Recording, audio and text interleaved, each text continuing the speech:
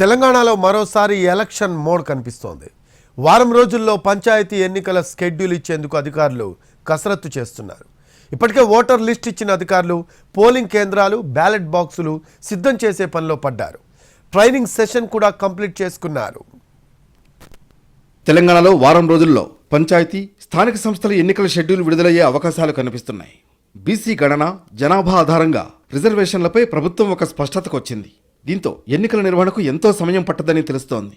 అసెంబ్లీలో కులగణన సర్వే, అన్ని వర్గాల జనాభా వివరాలు వెల్లడించడంతో పంచాయతీ ఎన్నికలు చేపట్టడం ఖాయమని గ్రామీణ ప్రాంతాలతో పాటు రాజకీయ వర్గాల్లో జోరుగా చర్చ జరుగుతోంది.